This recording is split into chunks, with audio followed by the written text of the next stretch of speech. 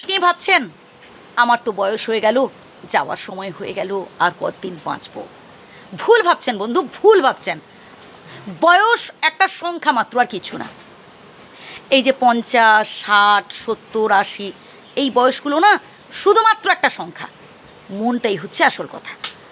তাই যত বেশি এই মনটাকে চাঙ্গা রাখার চেষ্টা করবেন, যত বেশি নতুন নতুন কিছু ভাববেন, নানান ধরনের সমাজসেবামূলক কাজের সাথে যুক্ত থাকবেন, দেখবেন মন ভালো থাকবে। আর মন ভালো থাকলে শরীরও ভালো থাকবে। সব সময় হাসি খুশি থাকার চেষ্টা করবেন।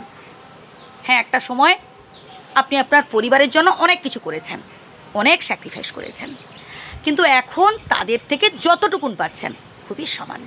এতে কষ্ট পাচ্ছেন, মন খারাপ করছেন, একদমই মন খারাপ করবেন না।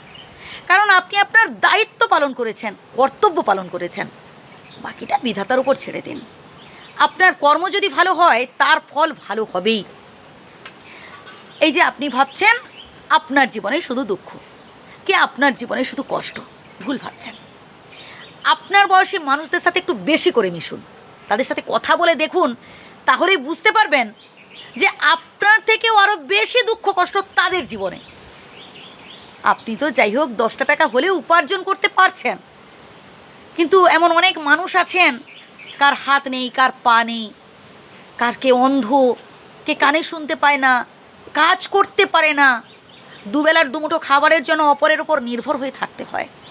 কাছাকাছি কোনো বাস স্ট্যান্ড বা রেল স্টেশনে যান, বুঝতে পারবেন যে কোনোটাই আমি ভুল বলছি না, এমন বহু মানুষ আছেন। আর আপনি বৃথায় খালি চোখের জল ফেলছেন।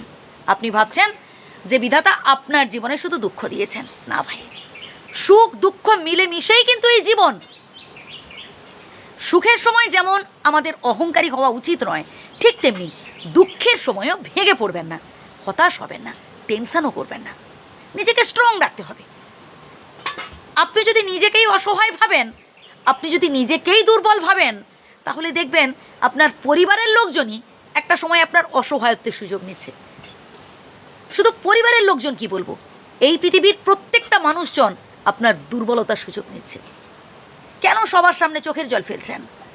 হ্যাঁ, কাঁদুন বিধাতার সামনে, বিধাতার কাছে কাঁদুন, চোখের জল ফেলুন তার কাছে, প্রার্থনা করুন মনে মনে, তাতে লাভ আছে।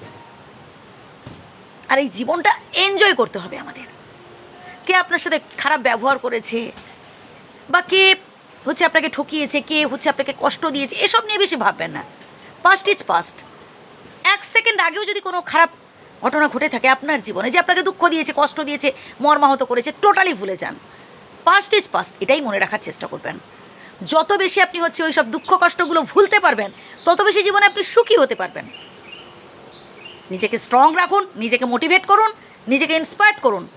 শ্রদ্ধা নেবেন, প্রণাম নেবেন। ধন্যবাদ।